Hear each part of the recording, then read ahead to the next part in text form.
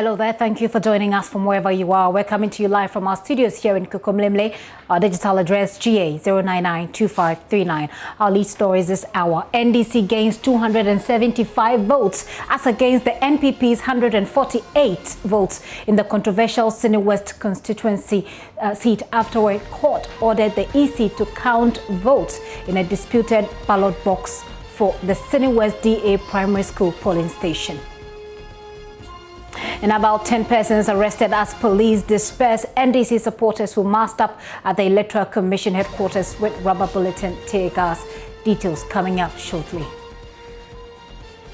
Also coming up, the man whose shooting at a polling station led to the death of one person and the injury of a journalist remanded in police custody. As it emerges, he is a national security operative stationed at the Jubilee House. Details as he pleads not guilty to the charges. And the Pulse is brought to you by Global Communities, Dignity Lu, affordable, safe sanitation. Join us on DSTV 421, GoTV 144. We're streaming live on YouTube, so you can get us there. Your thoughts are welcome. 0540109009. My name is Gifty Andopia. This is the Pulse. Please be my guest.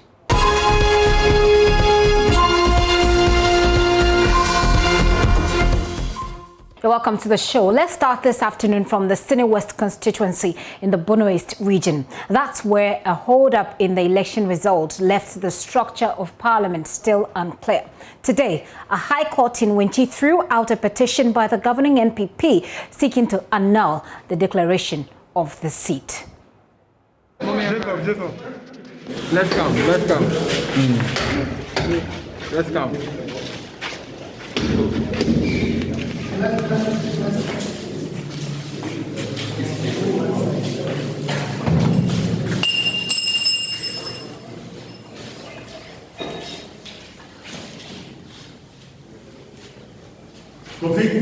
Master.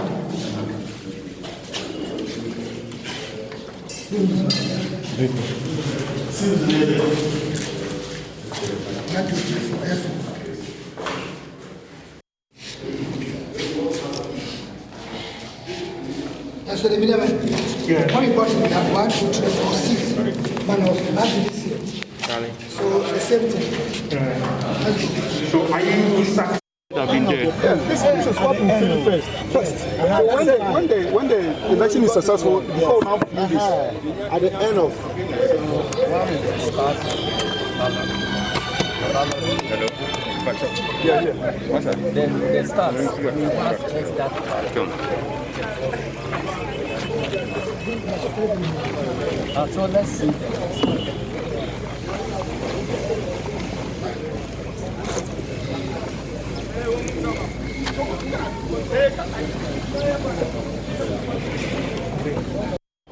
Nipa no be far we no be far box no sanka officer no e feel ha no wie ansa na omo time you know akuma hu box number of boxes papers are more expected for instance the box So Yeah, we can subsidy it. can you complete this one? Yeah, we can complete it. This is my first. So we know the number of papers.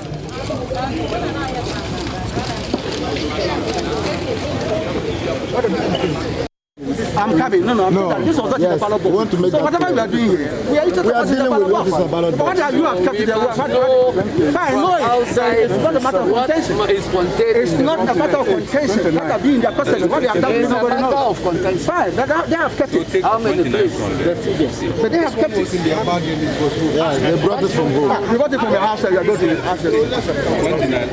500 less continue. 100 man with this. Yes, 100 man. 400. Before you Right? count this, So that at least it will give us an In idea. all police stations, Yes. you do that before you Very good. Yes. That is what they were supposed to have done and they didn't do. what does the law do? Right? all police stations. Yes. Yes. Ballot what? Yes. They use ballot and you have to account for the ballot that you issue to your center. Those issue that those got spoiled. So let's account. At the end of pool. Is that before? Before has been done. This is what he has end. That is the end. After the end. That is the end. And the end The end is end of voting. Please. Musumina 8 na wa. Papa yi.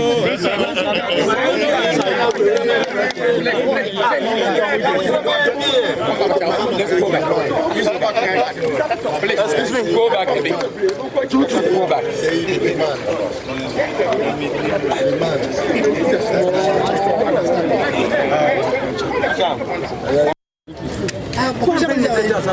Operational manager.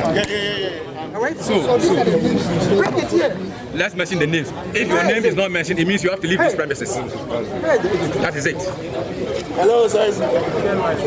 We have 2 representatives each from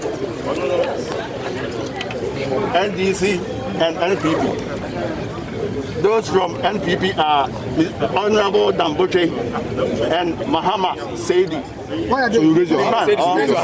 You raise your hand. Appealing to all of you. I'm appealing to all of you to stand at a distance. We need only these 4 people here around the table. So please, if you are not a party rep here, please go and stand at a distance, please. And the media too. Yeah. The media too. Now the agents of both parties, that's the NPP represented by Johnson Sidun Kitia and Dan Boche of the NPP, have now removed their seals from the box. The contents of the ballot box have been poured onto the table to be sorted. So counting will begin shortly.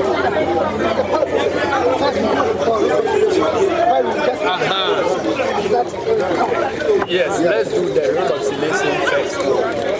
Evidence.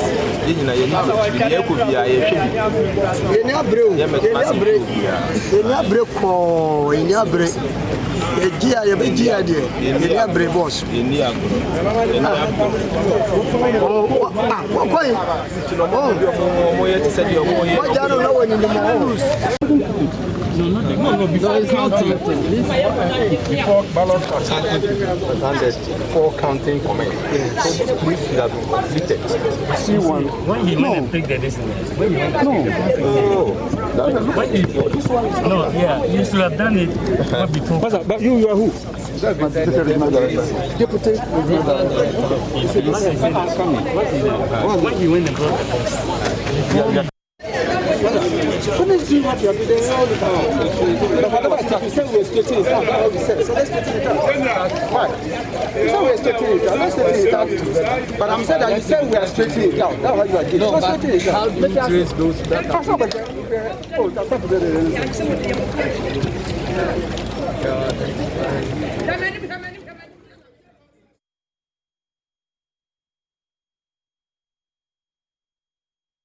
So those are Dan Boche, who is representing the NPP, and Johnson Sidun Kitia, who is representing the NDC. During the counting of those ballots there, we're told that the Electoral Commission there is getting ready to declare the results. My colleague Erastus Saridonko has been monitoring for us the process since morning. He joins me on the phone right now. Hello, Erastus. Hello, Gifty. Right, Erastus, what is happening right now?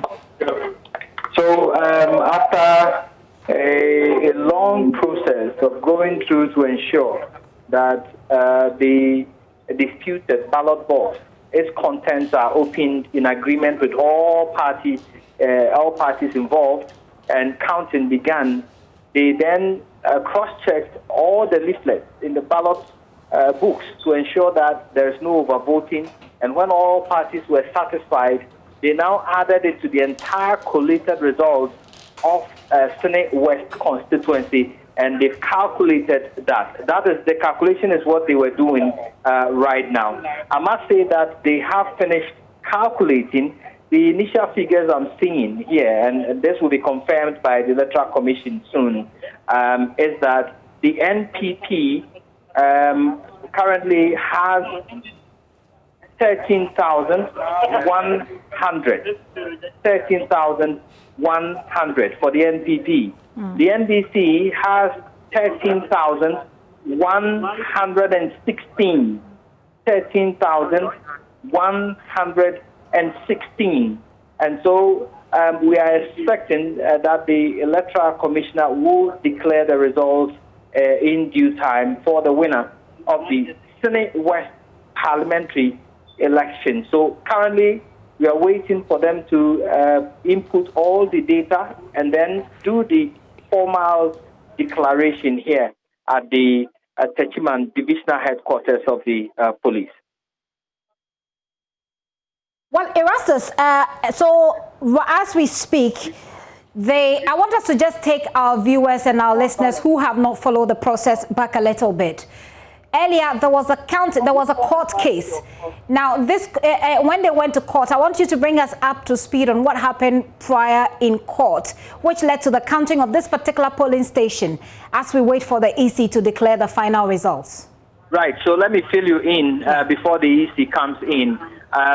You know that this disputed polling station, that is Dato Bato polling station, somebody attempted to snatch the ballot box. That person has been jailed. It led to the NPP going to court to put an injunction on the process. That's the federal collation of the Senate West results. And so it was suspended for a while. Now today, the court ruled that it dismissed the NPP's federal continued to put in the NPP's injunction on the process and asked the Electoral Commission to go back and continue with the collation and further declaration of the result. So they came in, got this particular disputed ballot box from the Divisional Police Headquarters cells, where padlocks had been put on it by all the stakeholders, the NDC, the MPP, and the EC. So they brought it out, counted the ballots in there, and at the end of the day, 175 ballots went to the NDC, 148 went to the NPP, the NDP had one. Now they went ahead to add this figure to the entire collated results of Senate West to now get to see who won this constituency. So after calculating the entire results, we now have the NPP with 13,100 votes. And we have the NDC having 13,116 votes. So a difference of 16 votes between the two parties.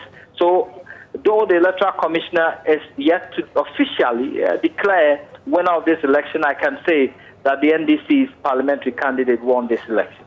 Well, those are still provisional results. They're coming in from the Senate West constituency, where my colleague Erastus Asari Donko is standing by for us. If you're just joining us both on radio and on TV, it has been the disputed Senate West ballot box that has been counted upon the order of a high court, circuit court that sat on this particular case. Now, as Erastus says, those figures have been put together.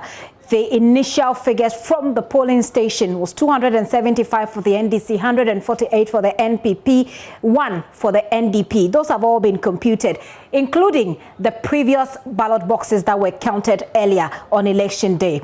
NPP so far 13,100 votes. NDC so far 13,116. As we speak, we're waiting for the Electoral Commission Electoral Commission head there to announce or to declare those results. Erastus, we know that the parliamentary candidates, some of them have also showed up there. Are they close by, and can we talk to them?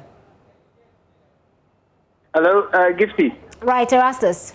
Yeah, so let me briefly speak with the legal representative of the MDC, lawyer Kojuga Daudu, and let's find out. So why were we in court today? Yeah, we were in court because the petition that has been filed by the MPP parliamentary candidate that he should be declared as a validly elected member of parliament.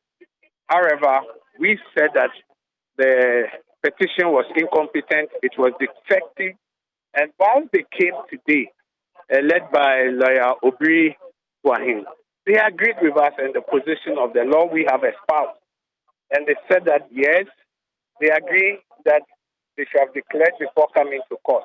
So the court threw them out, and the relief was taken off. Then court also multed them to pay cost of 14,000, and saying that they came and have wasted our time. It was frivolous petition.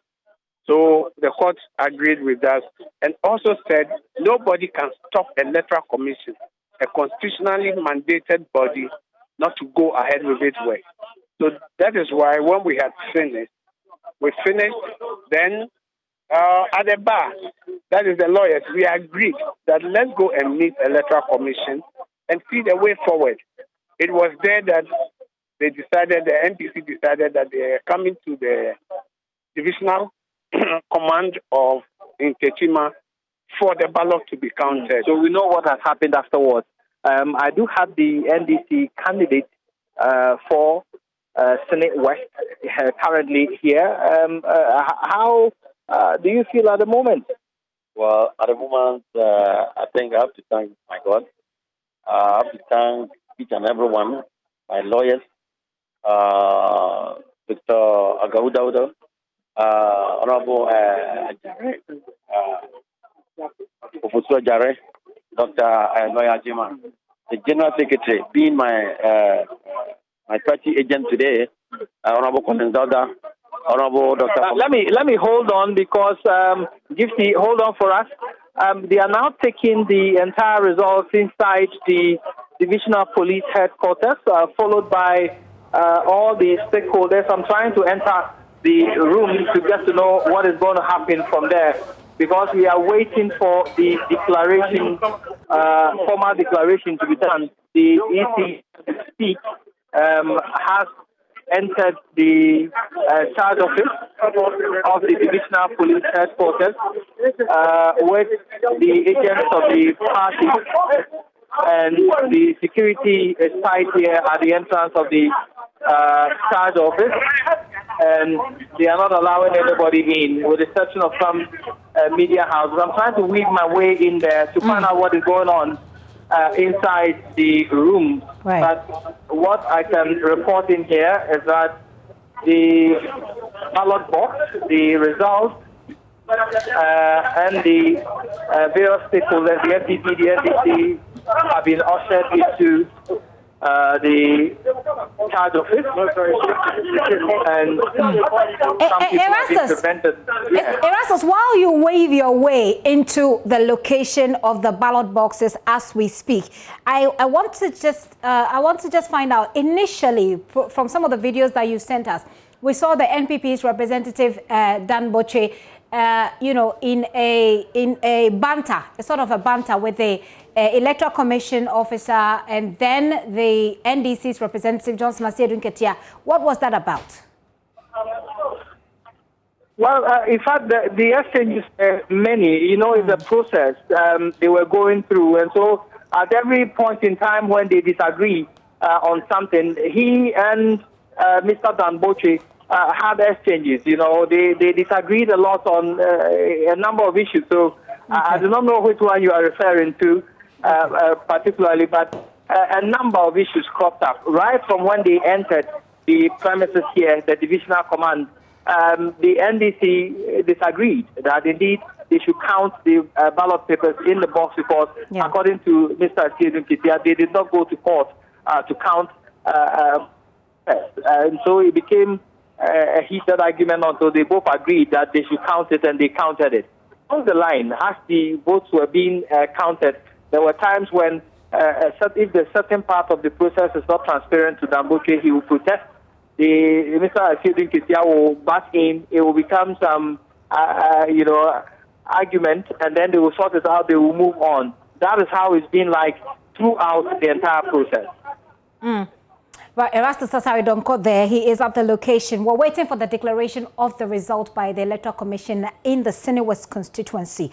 As you know, we've had to do a counting of one of the ballot boxes that was outstanding. Now, that ballot box was snatched, as you may be well aware of. It was snatched, but it was retrieved subsequently. When it was retrieved, the NPP's the NPP seal was broken, and so there was an injunction on it that from the NPP. They did not want the votes in that box to be counted because their seal was broken. But the seal of the EC was intact. The seal of the NDC was intact on that particular box. Now, when they went to court today, as you heard there, the court decided that the votes in that ballot box should be counted, and that has just been done. The NDC secured 275 in that particular ballot box. The NPP had 148. The NDP had 1. And those figures have been added to the previous numbers that we had earlier on the day of election. Those 3 people you see on your screen, if you're watching TV right now, are the people who represented the various parties. Joseph Kuma Mackay for the NPP, Kwame Ampofu-Chumesi for the NDC, and of course Kwame Ampofu-Chumesi was also the same candidate for the party in 2016. Joseph Mackay Kuma was the representative for the NPP in 2016 as well. Right now, NDP had a representative, Caesar Pomeka, as you can see there. In 2016, by the way, the PPP had a representative, Dramani Menu, and then the CPP also had Daniyau Mohammed.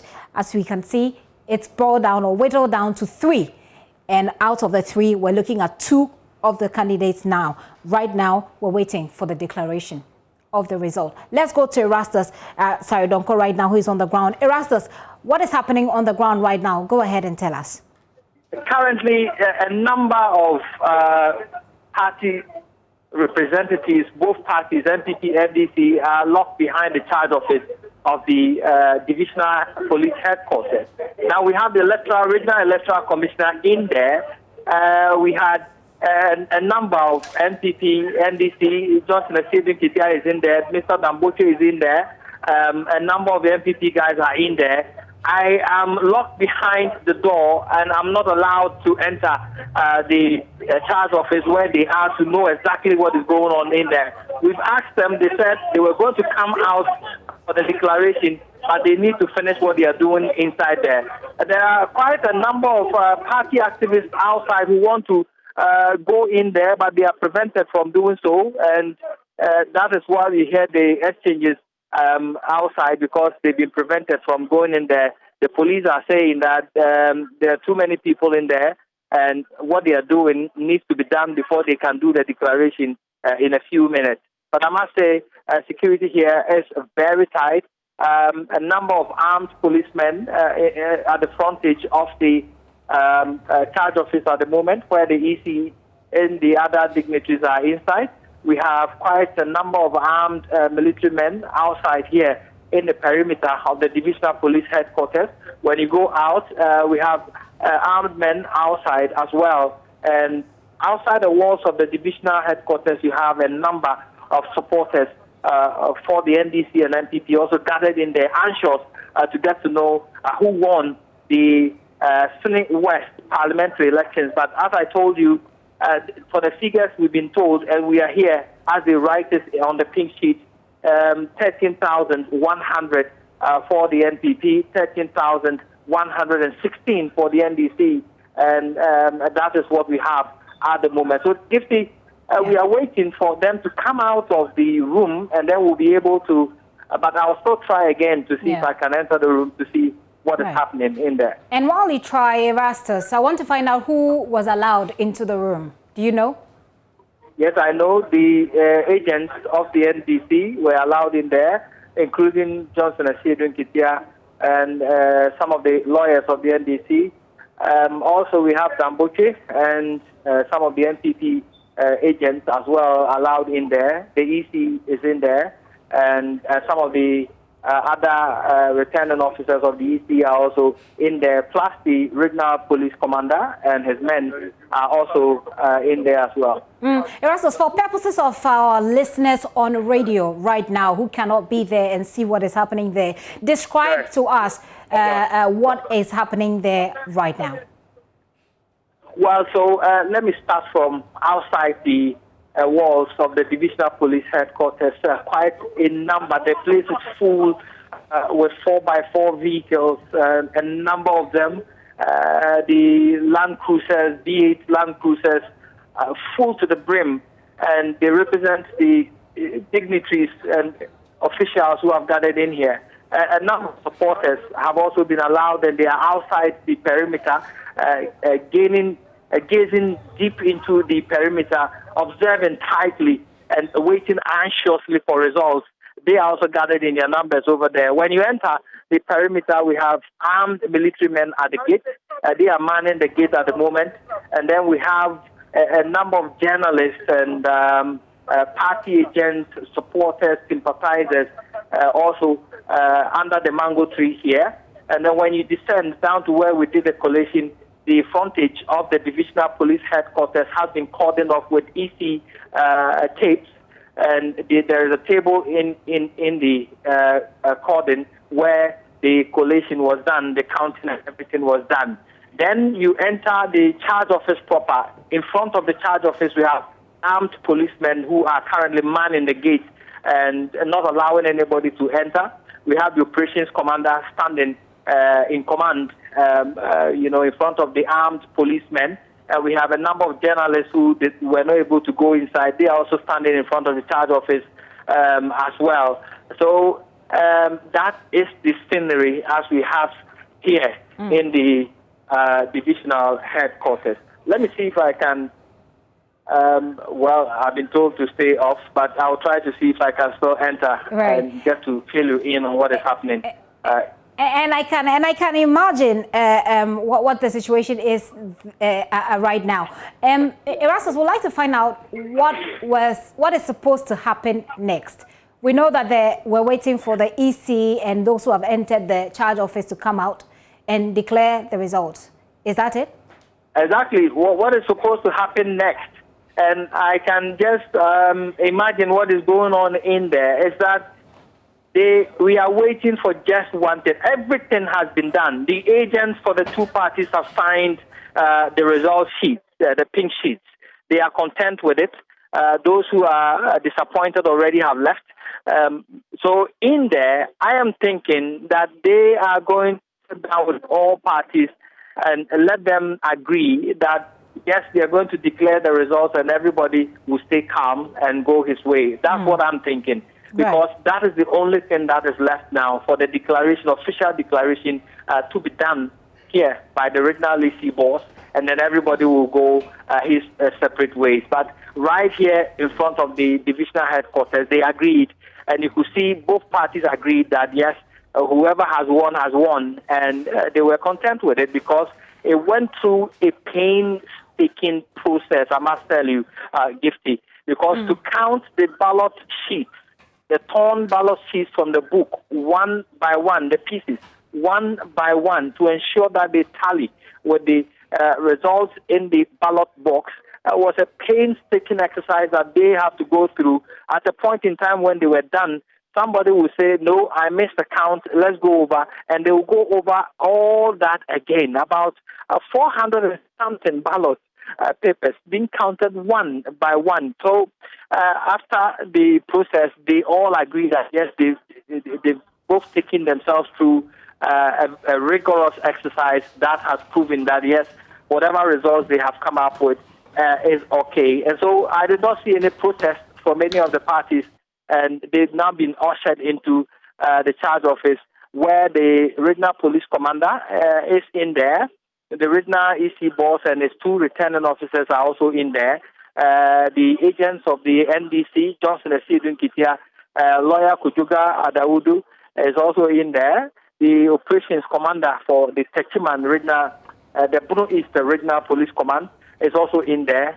Quite a number of the NPP guys, Damboche and the other guys are also in there. So my view is that perhaps they're going to talk to all the stakeholders to ensure that there is peace, and then they will come out to declare officially the results for everybody to have a feel. Right. Erastus, I know that you are trying to still make your way, some way, somehow into this space and see if we can get to understand what is happening there. We also know that there are scores of supporters who have massed up at this particular police station. I'll just talk to Evans Mensah, head of our political desk here, who has just joined me in studio. But Erastus, as I talk to Evans, hopefully we can get to hear some of the supporters who have gathered there on their thoughts of what is happening so far.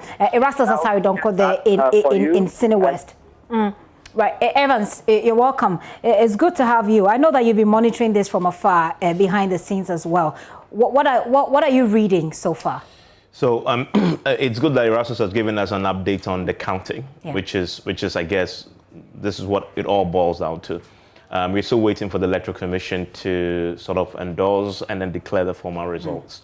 But the history of this particular constituency in terms of the way it voted over the years, and what is panning out right now, even with the provisional figures that we have, makes the outcome very interesting. It appears it's on a knife's edge with 16 votes separating the two parties as of now. Of course, we hope, again, I'm curious why, and Erastus, of course, because of this playing out and it's unfolding pretty fluid, we don't have clarity yet why they've taken the entire process behind closed doors, so to speak. He says he's actually been locked out. Yes, he has. Evans, I need to just jump in there. Sorry to interrupt you briefly. Erastus is speaking to some of the people there on the location. Let's listen to them. So as we are here to actually witness justice. Nothing else, justice. Well, besides this, we need to witness justice and what will be justice for you? Justice talks about the will of the people, and as we all know, that the sovereignty of this country is from the people. And for when the people speak, it must reflect, and that is what we mean by justice. Right. I have another gentleman here. I've seen you here this morning. You were at the court as well. What is your motivation? Yeah, thank you very much. First of all, I'm almost Fahim Domba. My motivation is that we have gone to vote. Cine West people have gone to vote. And the NPP people are contesting the results. But when you look at the history since 1996, the NPP has never won the Cine West seat. So I don't know, first of all, what motivated them to take the issue to court. But today the court said that the electoral commissioners will go and do his job. So that has pushed us to come here for counting to be done. And you've been observing the process right from the start. I could see you standing behind the barricade and keeping through, seeing everything. Are you satisfied with the process? So far, so good. I can say that I'm satisfied. But the number of people that tags that you can see here, I was actually shocked when I saw them in the morning. What we all talk about is peace, peace, peace, peace, peace. But if we look at the SDG goal system, we talk about peace, justice, and strong institutions. It means that if there can be peace, there should be justice, and our institutions should be strong. So I don't think, first of all, that there is a need for us to get military men, policemen, party vigilante men at this place. But we know that court will rule and will count, and at the end of the day, who will win, and who will lose. So that is another gentleman staring and peeping through the fence into the compound of the divisional police headquarters. Quite a number of them standing outside here. I would like to speak to some of them as well. Good afternoon. How are you? I'm doing great. Why have you been here? I think it was the 10th morning. Why are you here? We are here to support our brother, the MP elect. You know, he's going to win, but due to circumstances beyond his control, we have been brought here to witness the recounting or counting of a particular polling station.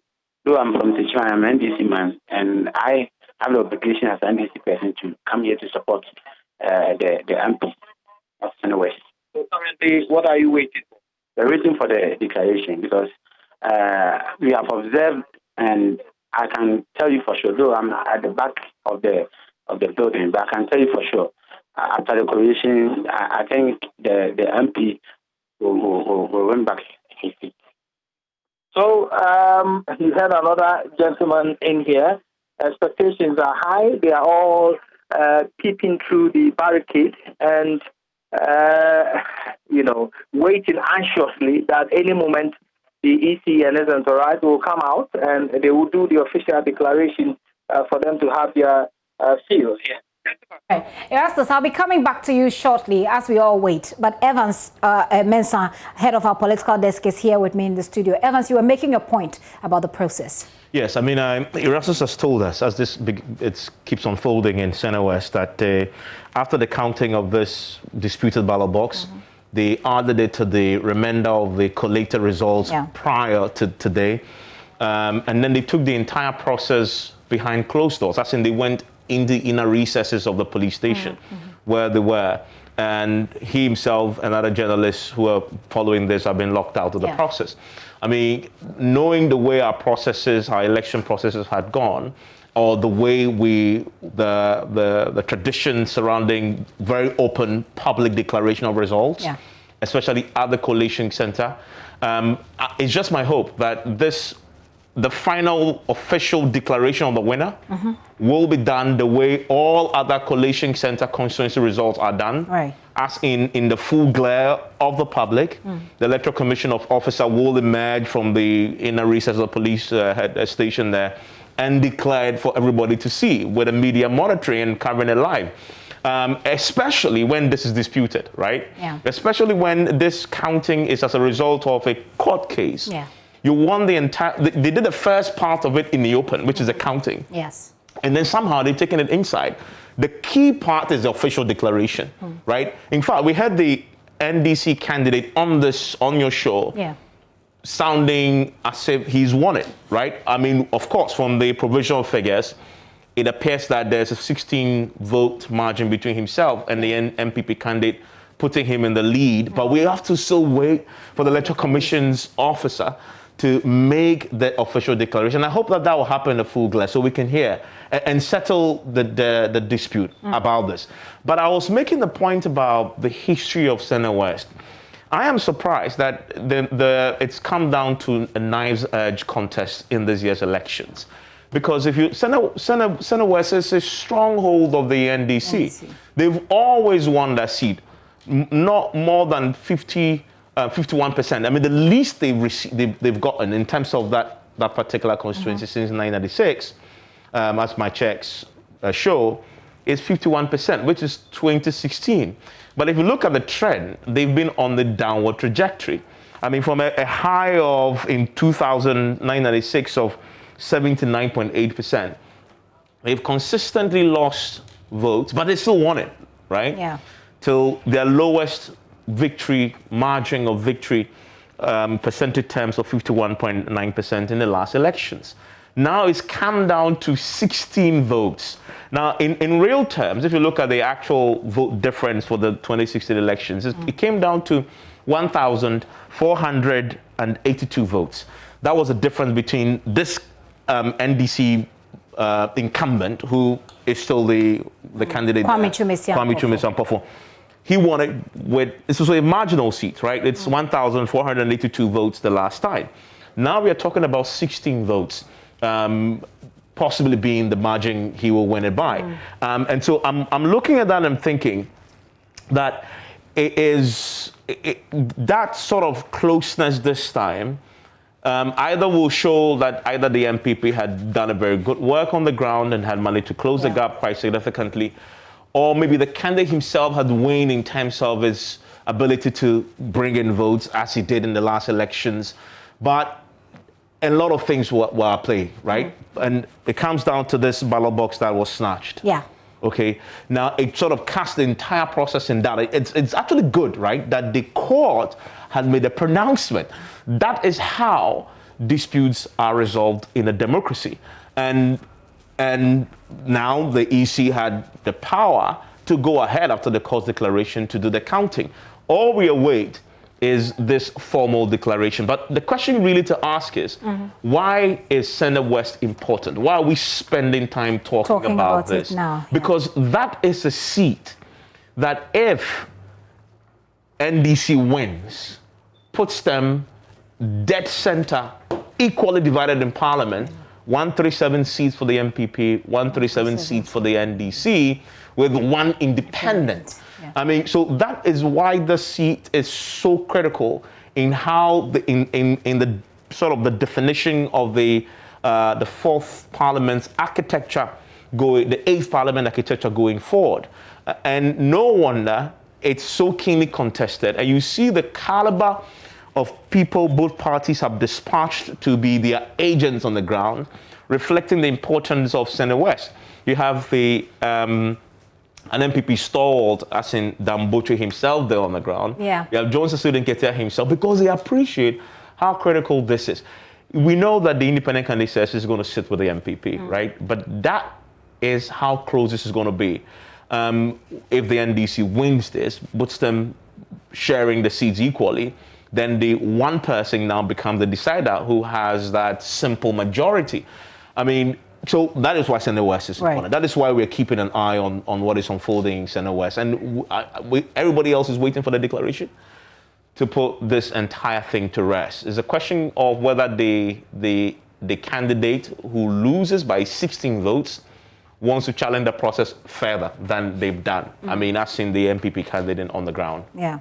Evans, maybe we can take a little bit of a look at the candidates. I mean, I'm not sure if we have how much information we have on them at the moment. We do know that for sure that the NDC's candidate is on the ground right now. Erastus just spoke to him briefly there. But we know that Joseph Kwame Kuma McKay for the NPP, Kwame Ampofuchumesi for the NDC, they've been at this.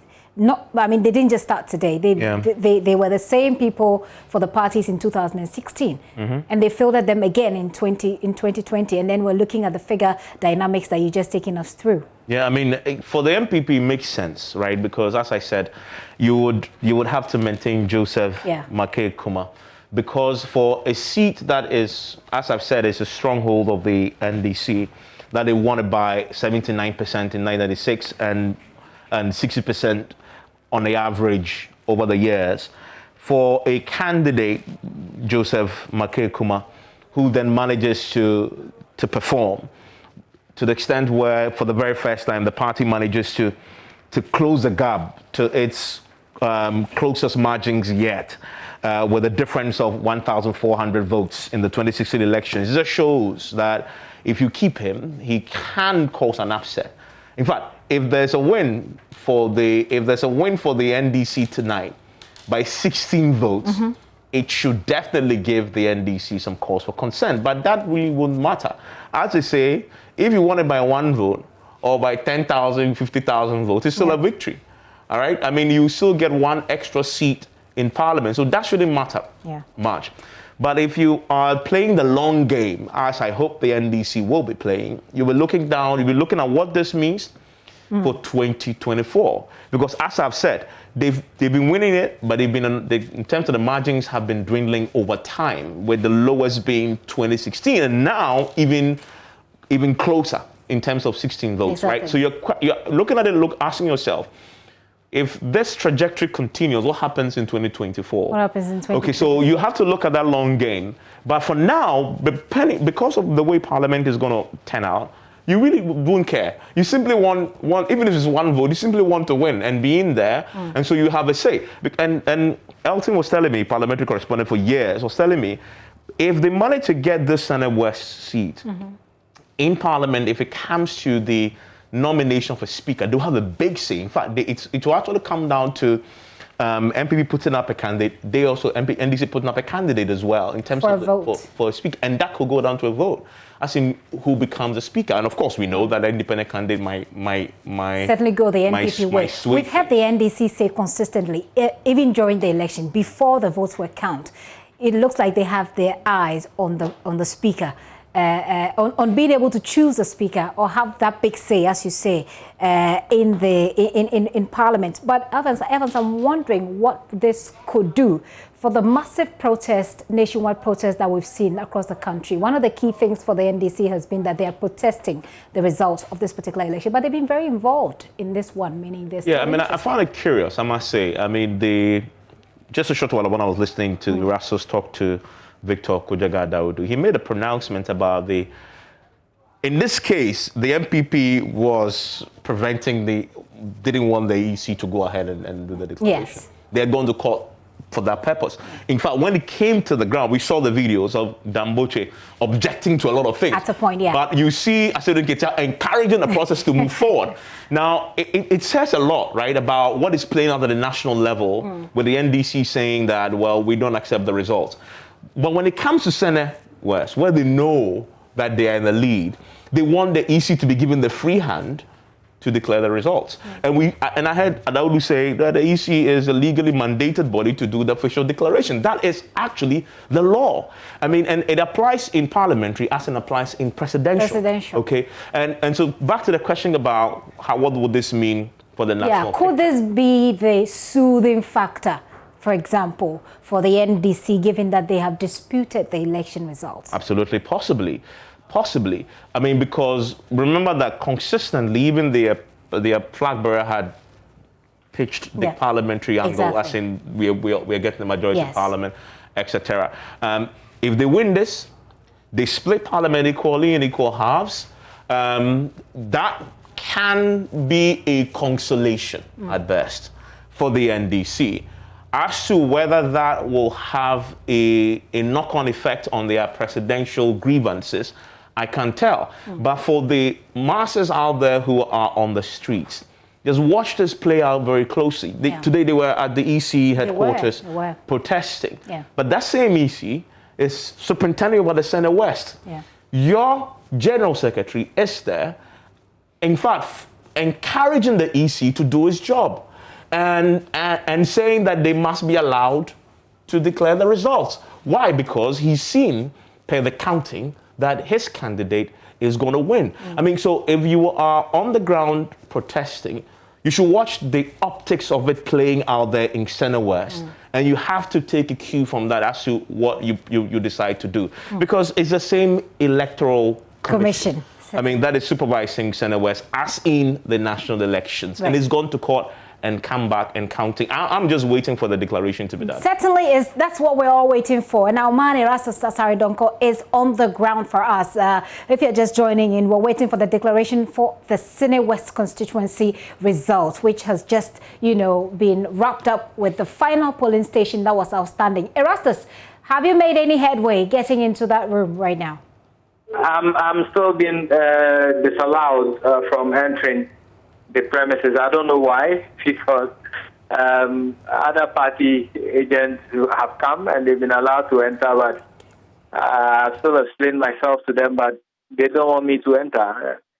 In fact, the operations commander has given specific instructions to them not to allow me to enter. So I'm still outside here, still waiting for them to come out and do the declaration, so that likewise, we have quite a number of media guys who are also out here waiting for the final declaration to be made by the regional EC boss. And so we are still out here. Up there, I don't know what is going on in there, but quite a number of policemen are up there guarding where they are having the supposed meeting. We do not know what it's about, but I am trying to imagine that it might be to sort of conscientize all stakeholders about the declaration and the fact that they have to become peaceful after the declaration. So we give us an idea of what you're seeing. Has anything changed from the picture you gave us previously? No, nothing has changed.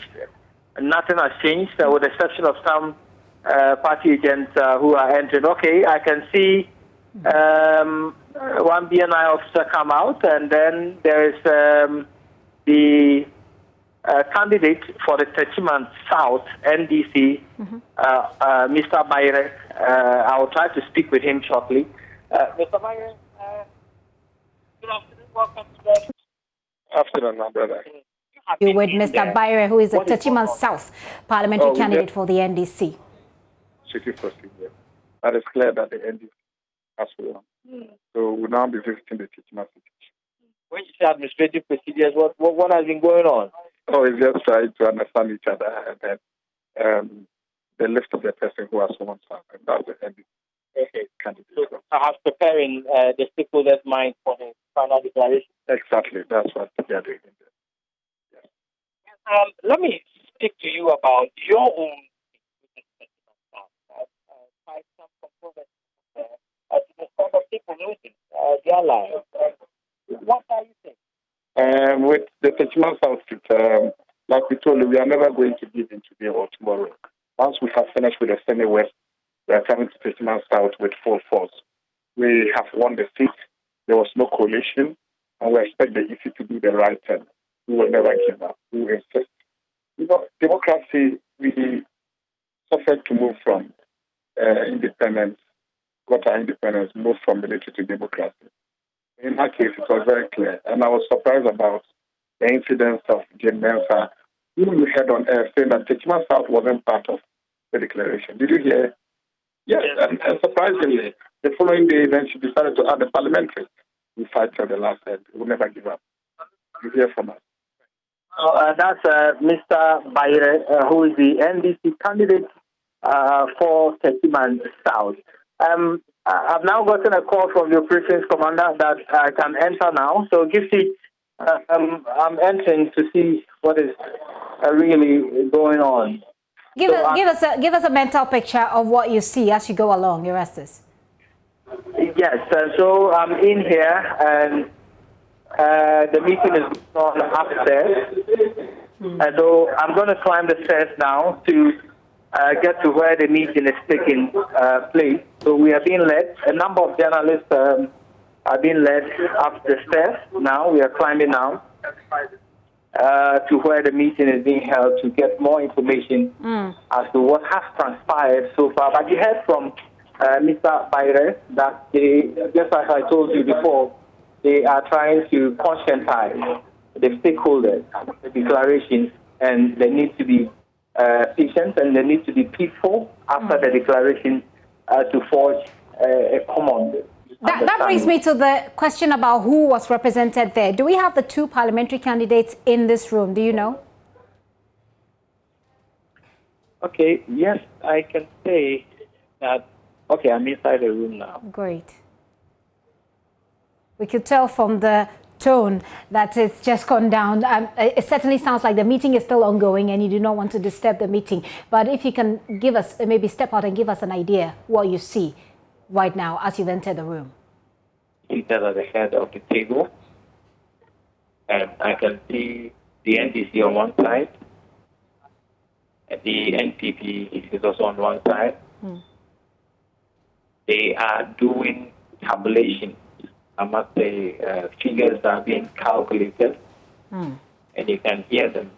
They announcing the figures, and all of them calculating with their figures. So I will deduce that they are going through the figures again, the calculation.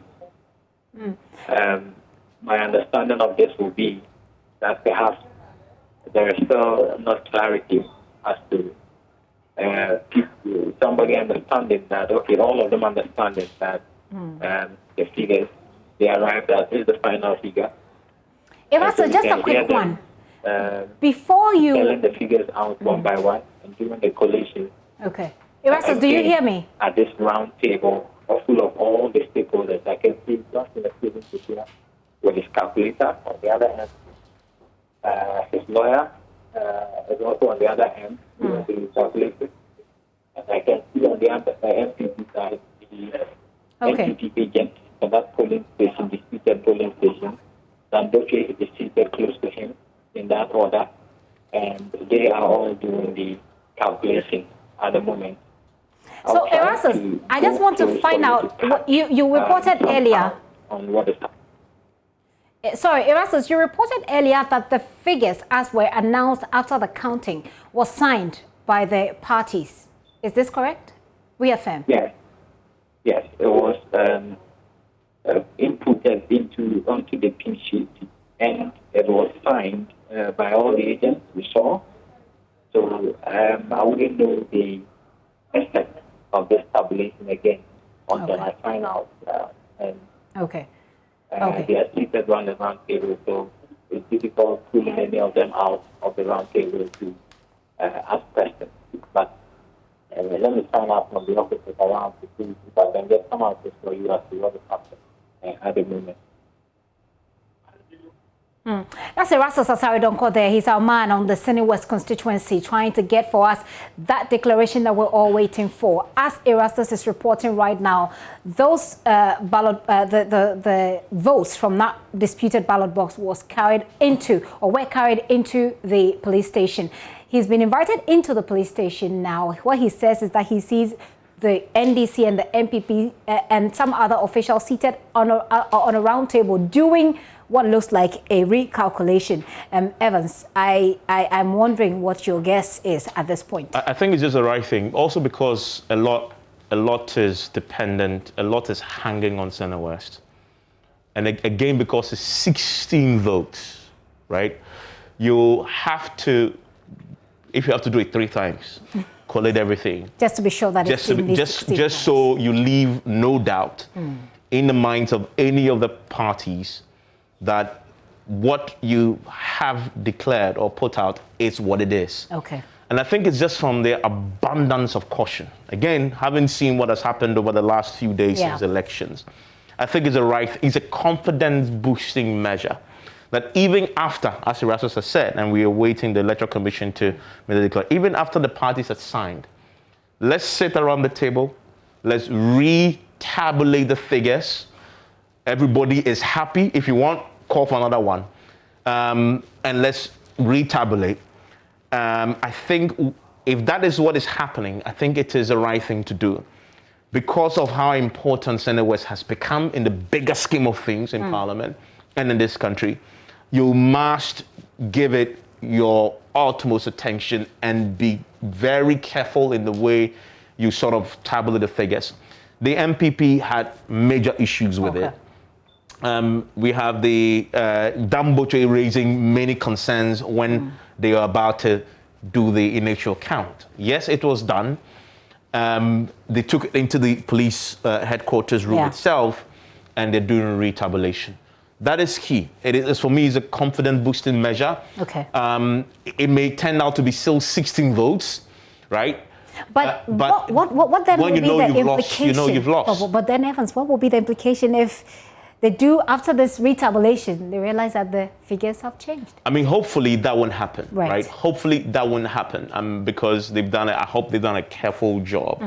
But in these matters with Marts, there's always a 1 or a 2, sometimes that come to play. But we hope that is hypothetical and that will never happen, that will change. But that is why the utmost transparency is needed in the process of putting the actual figures, even if I'm the EC. And I'm 100%, 100,000% sure that the figures are put out is what it is. Yeah.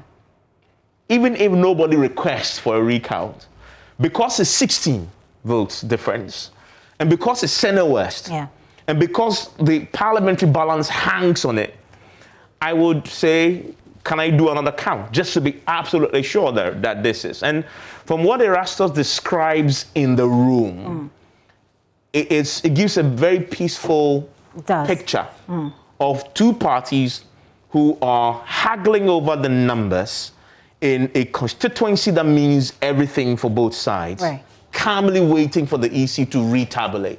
And I think that is really what our system is supposed to be. All right.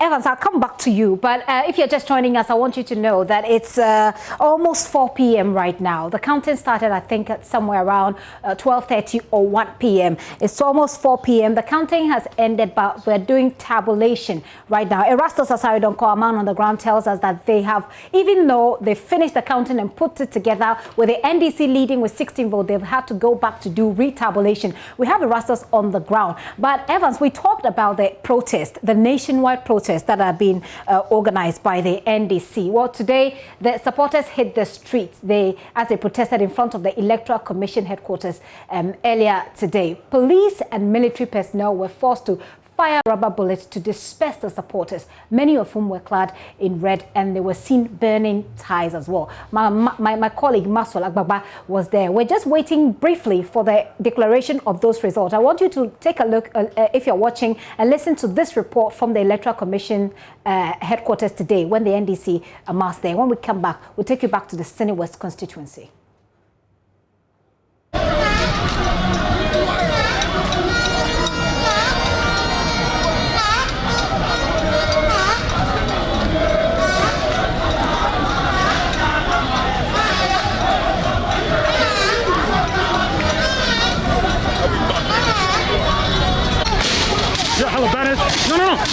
Hello, Bennett. Hello, Bennett. The vehicle come. Hello, Bennett.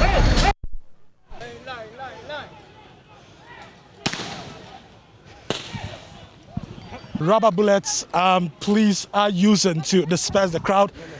Same thing we have here in that container. So these are rubber bullets they're using to disperse the crowd. Now, things were calm some minutes ago, but the situation escalated again, and now they are trying to de-escalate the situation. So some minutes ago, the agitating crowd was somewhere very far away from this place because the police officers had mounted crash barriers right in the middle of the road. But they started charging at the police officers, and the police officers had no option but to also move in and push them a bit further from getting closer to the EC's head office. So what you can hear being fired right now are rubber bullets that they are firing at the crowd just to get them to move further from the EC's head office situation right now. There's still some firing going on. I can see some of them running away. Let's get closer so you can have a good view of what is happening right now. Many of them have told us that they are going to continue demonstrating, and this will continue for days. You can see the Accra Region Director of Operations in control of the situation as it stands now with his men. The lady going, the police officer going, is actually picking the remnants of the rubber bullets that were fired some minutes ago, and they have that in that vehicle. Let's try and get the Director of Operations for the Ghana Police Service. This is a very crucial and critical time. Let's find out from him. ACP Kwesiofori, what is the strategy now? The strategy is to drive out the vandalism that we're witnessing on the street, destroying property, attacking individuals and so forth, and will not sit down for lawlessness to prevail on our street. First and foremost, the assembly is unlawful, and also using petrol and other dangerous liquid. We will not accept this, and in line with public order management, we will make sure that we drive them out based on strategies coached in good governance. Over. Some minutes ago, we saw some of them blocking a section of the road here. They also littered a portion of the road. We can see still some of the roadblocks that they put here. What are you doing about that? We've cleared all. You might have noticed that we cleared lorry ties, we cleared obstacles, and we're making sure that we'll continue to clear those that we're seeing. Okay, yes, we realize that some people are being arrested. Now they are pelting the huge stones, huge rocks. Yeah, now the second stage. Hello? Are the police officers, David Amma, kindly come back. Okay, it's getting a bit. Can we have a good view of what is happening right now? They're pelting huge rocks right now. The supporters are pelting huge rocks at the police right now. And that happened as the police tried to take some persons into their custody. You can see that huge rock being pelted at the police. And the police is also leaving those stones unturned here. I can see the Director of Operations for the Ghana Police Service, ACP Kwesiofori, commanding his men to move from the other sections, telling all of them to move in to push the crowd further. As it stands now, this entire stretch that leads to the Central Business District to Ridge and its environs, cordoned off to traffic. These are some of the crash barriers on the road. And these are some of the stones these are some of the rocks that they were pelting at the police. Now the police route control van is moving in with police officers. Also to control the situation. Are you a police officer? This is the West. This is the West. Hey,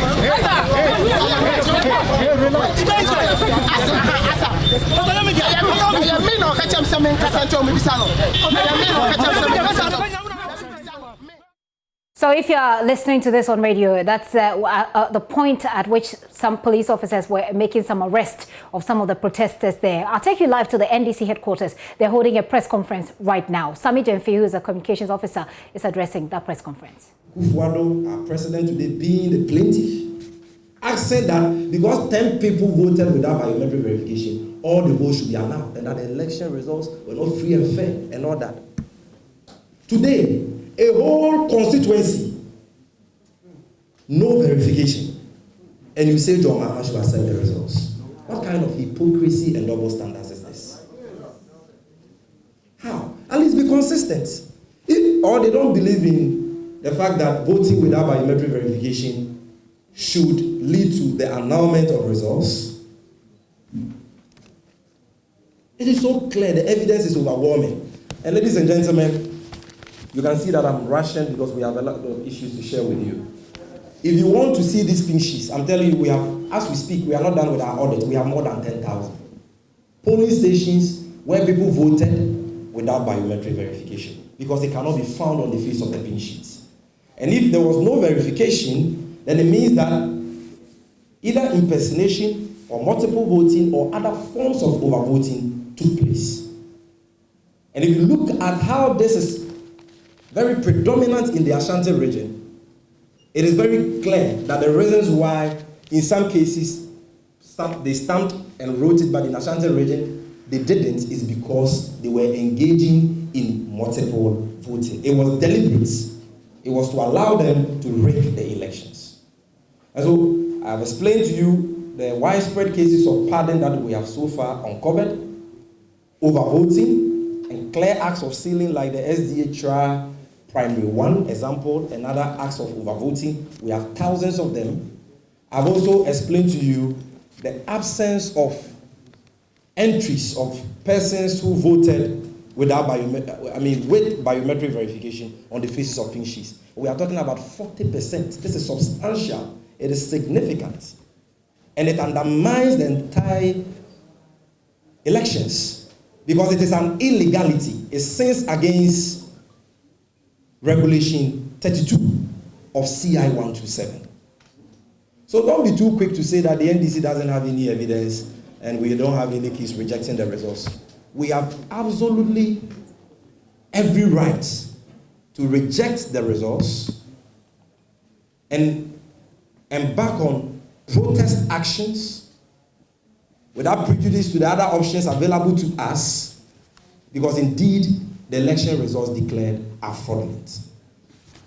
I said I'll give 4. The 4th one, ladies and gentlemen, has to do with the patent mathematical flaws in the results declared by the Electoral Commission. On the 9th of December, the one she issued on the 10th of December to correct the one she declared on the 9th, and the one she has gazetted on the 15th, the one which was gazetted on the 15th. So 3 results, one declared, I think it was even recorded, pre-recorded and played to the nation on the 9th. Then there is a 10th, then there is the one they have gazetted. We are going to demonstrate to you that all those figures declared don't make mathematical sense. The figures have been cooked, but those who cooked the figures were so incompetent that they could not cover their tracks. We have competent people in our party, and we have exposed them. And so, to do this presentation of the mathematical flaws in the presidential results as declared and released and subsequently gazetted by the Jimensa-led Electoral Commission is our renowned statistician, lecturer from University of Ghana, Dr. Justice Moses Aheton. When he is done with that, I will come to deal with the parliamentary election. And we'll get back when they talk about the parliamentary election, which is one of the biggest things we're discussing right this minute. We're in Sine West constituency, where the controversial outstanding polling station has just been counted. As we speak, they're recollating or retabulating the figures. We'll go back to Erastus Asaridonko shortly. But I want to take you to parliaments now. We have some members of parliament on standby to talk about this seat and how important it is to the next parliament. Joseph Opoku Gakpo is our parliamentary affairs correspondent standing by and joining us live. Hello, Joseph.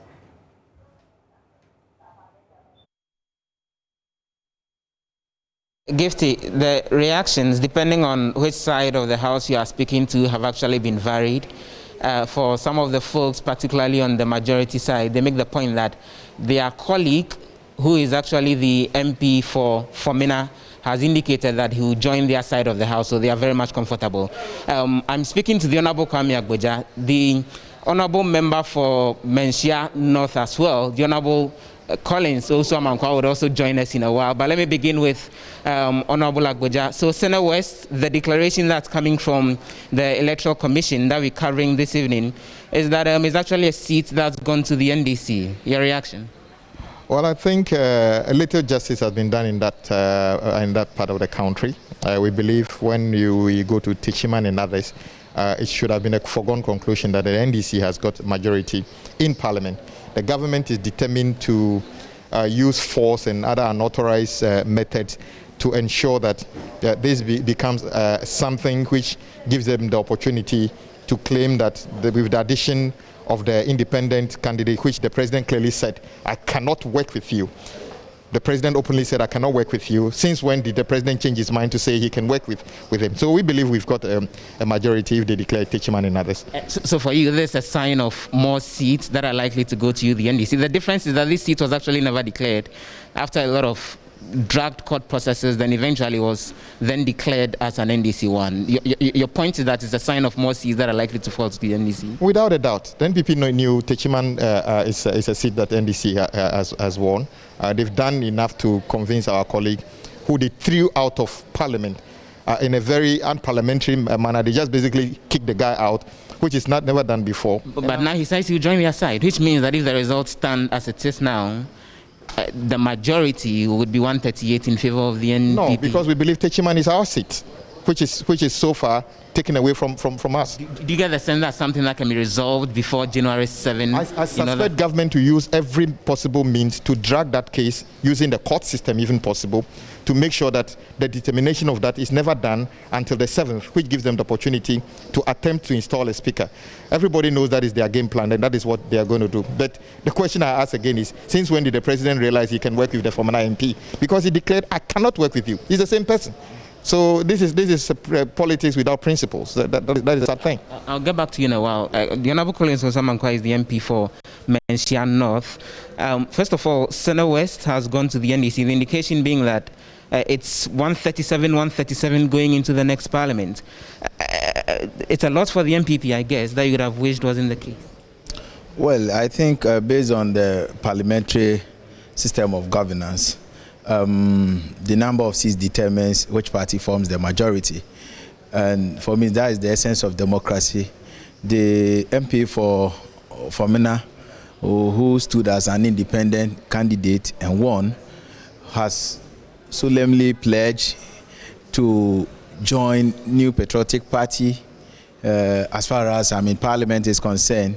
So now adding his seat to that of ours pushes to 138 seats, which means we form the majority party. And for me, I'm happy because we are going to determine the leadership of the House and also to get selected chairman for the respective committees. Your colleague thinks you lost the majority going into the next parliament and that you're using the security operatives, you're using machinations, you call it. You're trying to use the security agencies to grab some of the seats, including the Senate one, which he admits that now the NDC is actually holding. And he makes the point that it's a sign of other things to come and that it's likely other seats like Techiman South will fall to the NDC as well. Well, I beg to differ from his views because Techiman South has already been declared by the Electoral Commission. So we've gone past that stage. What we're anticipating is to get the swearing in of the president-elect and also get members being sworn into office on the 7th of January. So we are focused. They are recollating the results in the area where it's been declared a while ago, that's the Senate West area, because your party is contesting it. In a democracy, if you lose, should losing be fair? You know, what signals are you picking in terms of how the approach should be, so that then as much as possible tension is doused and people go home clearing their minds that the security situation wouldn't be compromised at all? Well, I don't think calling for a recount of results is an illegitimate thing. Neither is an illegal act. It is lawful and it is within the ambit of law to call for a recount. That is exactly what they are doing. But at the end of the day, we are not perturbed. What is important here is that we form the majority. And as I said, that we are going to determine who should sit in as the Speaker of Parliament, come 8th Parliament. Many thanks for speaking to us. The Honourable Collins Osu Amankwa is the MP for Menchia North. So the recollation is happening. Did you foresee this coming once it was declared for the NDC? Yes, let me tell you, the NPP does not have a majority in Parliament. When we come to the House, if our colleague, the former MP, decides to be NPP, he will have to resign and a by-election held. However, in the process of voting, he can decide to vote with NPP. So let's make it clear. NPP does not have majority in Parliament. In the process of voting, and you know that, in the process of voting, he can decide to vote alongside NPP. But he has to choose whether to sit on the NPP side or the NDC. Well, either the majority or the minority side. Not like that. And he has decided who will sit on that. Well, but that is to say that when they are voting, but as we speak, there's an independent member of Parliament. So Parliament is split in the middle. So no party has got a majority in Parliament. And you know it. Because the day he declares that he is now NPP, he needs to vacate his seat and a by-election. So let the world know the Ghanaian Parliament doesn't have a majority currently. The independent candidate can vote alongside NPP during voting. But as we speak, no party has got majority in Parliament. And it's likely to be difficult managing and getting government business done I don't foresee that. You know, more than 90% of the work we do in this House, we do by consensus. It's only the controversial things, the Japan, PDS, that creates problem. So the country should rest assured. I still believe that President Akufo-Addo's declaration that he's won is wrong. He hasn't won. In my mind, President Mahama won the election. That is why we'll contest the declaration of President Akufo-Addo in court. We shall contest that. I don't believe he is won. You are clear in your mind that you are going to contest this. We should. That is a legitimate thing to do. We will do that. So until that time, I feel that this election is inconclusive. After all, today, this afternoon, a declaration has been made. That tells you this election is inconclusive. You disagree with that point, that this is actually something that can be turned and John Mahama could possibly become president? Sure. I think NDC, and for that matter, former President John Dramani Mahama, they are still, living in the state of illusions, because it appeared Mahama wants us to ignore observation from CODEO, EU, even United Nations Office for West Africa and the Sahel, all attesting to the fact that the elections were peaceful and largely credible. So I don't know what has come over the former president, inciting and also instigating violence and perpetuating, violence on the innocent people. Sure. I can't believe it. And it appears there's a grand scheme also to rebrand security agencies in this country as being partisan and political, which for me it is suicidal, more dangerous to our democracy. Many thanks for speaking to us. That's the MP for Menchia North and the Adaklu MP speaking to us there. Gifty. just a very quick correction, though, that we're still waiting for that declaration by the Electoral Commission. What we have so far are the figures that indicates that the NDC is ahead of the NPP, but we're still waiting for that particular declaration. Evans, you heard Joseph say that the picture is from the lenses you watch. You know, the NDC is seeing a different picture, the NPP is seeing a different picture. The NDC says there is no majority in Parliament as we speak. Well, and they say that because of Techiman South. Yes. So there is a significant dispute there in Techiman South that the NDC is contesting. The EC, in its one of its key press conferences, had mentioned that they are still awaiting this Techiman South because it was contested. And there were violent scenes with the military, etc. So the officers were not able to declare, and they were waiting for them to sort of gather their thoughts for that to happen. Now, the NDC contests. So that open declaration, that open declaration was what did not happen, but subsequently we're told that it's been declared. Subsequently, as we've seen, and I've been quoting from the EC statement, that had been done. But the NDC says they were not part of that process. And so they cannot sort of acknowledge and accept the outcome in Techiman South, and that is a seat that they are contesting because they believe they won it. Now, so if you believe what they say, then it will deprive the NPP of the one seat, right? Which the EC had put their total figure at 137. That it deprives them of one seat. That gives the NDC 137 instead of 136, right? And then you ask Senate West, which is currently, we are waiting for the declaration to come in, puts them at 138. Now, even if you add the independent to the MPPs in that particular scenario, MPP comes to 137, NDC 138. So that is why they say they have the majority in Parliament, right? I mean, but then again, it is a case of what the EC had done and how the NDC can legitimately challenge Techiman South to get that result overturned for what they believe happened to prevail. For me, that's where it comes down to. Because as it stands, the EC had gone ahead to do something, they've declared it, and they've added it to the tally, right? The NDC says that is not true. You cannot add it because the processes were not followed. It wasn't transparent, and we believe we had won. That is a huge contest, and I'm still waiting to see how the NDC fights that legally. I mean, to sort of get their side to prevail in this particular matter. We saw in Senate West how this went to court, and the MPP lost miserably. In fact, they've been asked to pay a fine of 14,000 for wasting the court's time. So obviously, it may come down to that in Techiman South. And so once we talk about Senate West, we have to talk about Techiman South.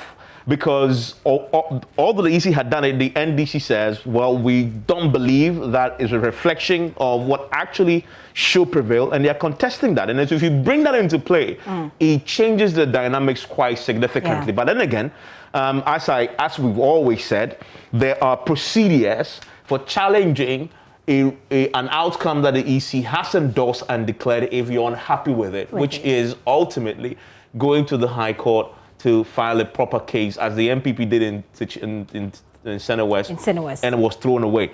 I mean, but then again, look, the Senate West, we are still waiting the declaration.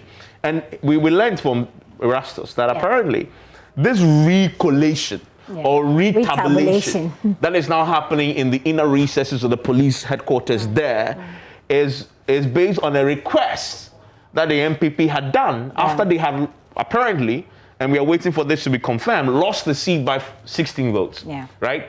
And you see why they'll do that, because if it's 60, if it's that close, you are hoping that if you ask for retabulation, somehow something will change in the 16 votes that may make, you don't want to accept. It's harder to accept. Those who watch and love football will tell you, if you lose by eight goals, sometimes you're happy. You know you're useless, right? But if you lose by one goal towards the end, it's painful. It's harder to accept. It is the reason why in the World Cup when Asamoah missed that penalty, we all remember that. So this sounds like penalty time. It comes down to that because it's just one. That one goal would have taken us to the semi-finals of the World Cup. That is why the MPP is doing what it's doing in Senate West, asking for retabulation of the vote. And I am happy that the NDC appears to have agreed to that process. And the calmness with which it's being done in that around that round table that Erastus described for us, it sometimes makes you feel proud about democracy.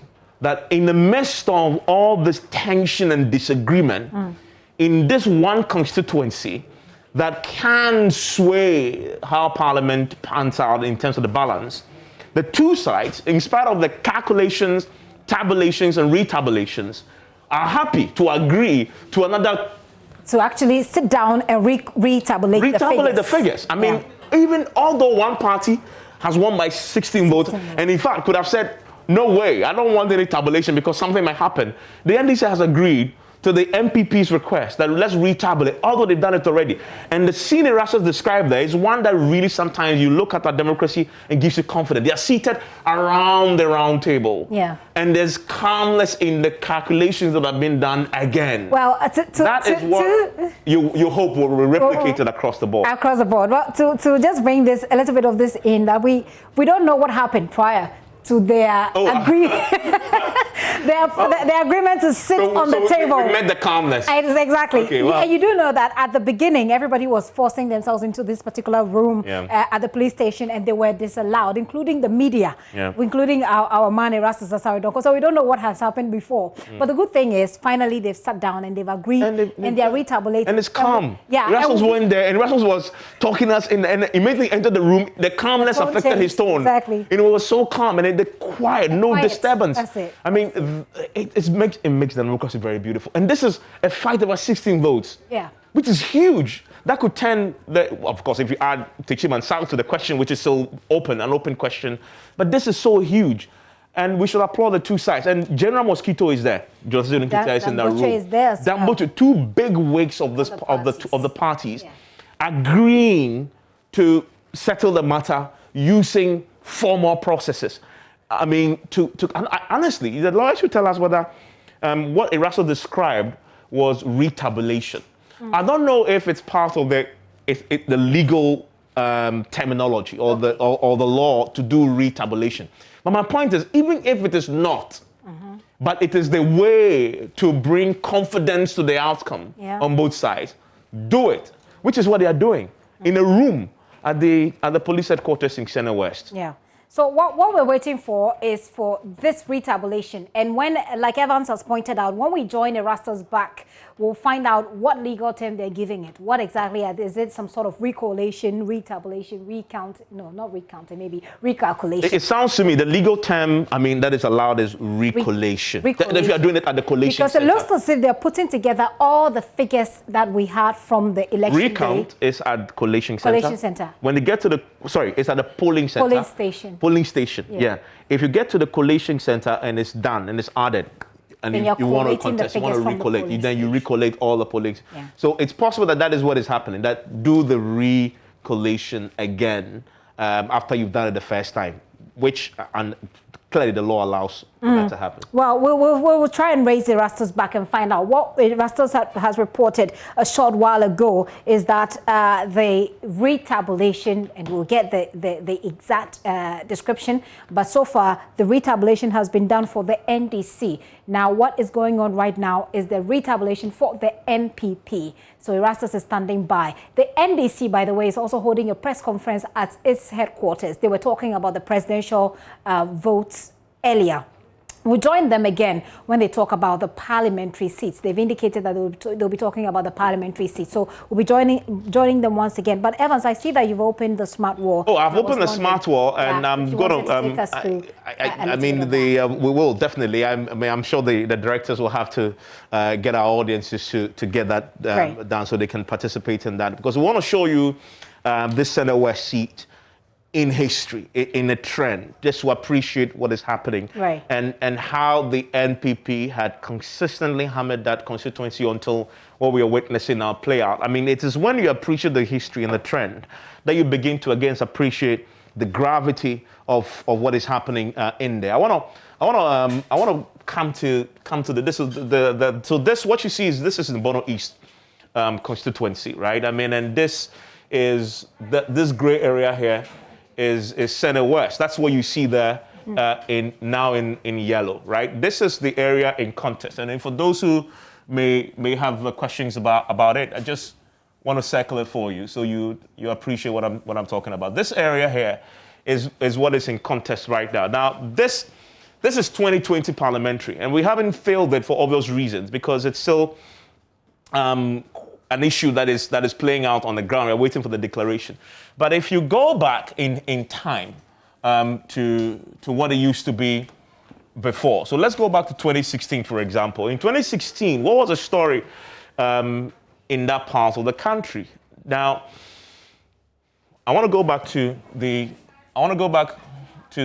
2016 map and pull up then of course it used to be the Bonahafo region. And in that particular part of the country, the NDC won it. But they won it with a tiny little margin of 51%. In fact, it came down to 1,400 votes there in the Bono region. So here we are in Senate West in 2016. Now, in Senate West in 2016, the current Member of Parliament, who again is recontesting, Kwame Twumasi-Ampofo, won it by 51%, 51.9%. That is the closest margin of victory for the NDC in that area. We'll take a quick break. When we return, we'll show you the trend over time and see how the NDC wins it. But they've been winning it with a consistently lower margin over the years, dropping votes consistently onto what has happened today. Stay with us.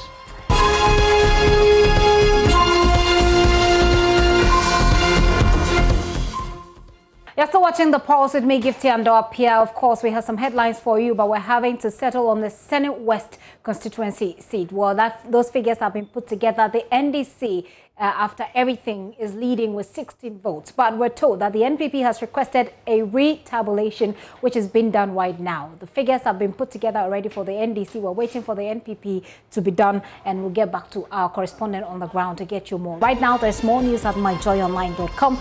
My name is Gifty Ando-Apia. This has been The Pulse. We do business live right up about now, but like I said, our eyes are still on Senate West. Many thanks for your time.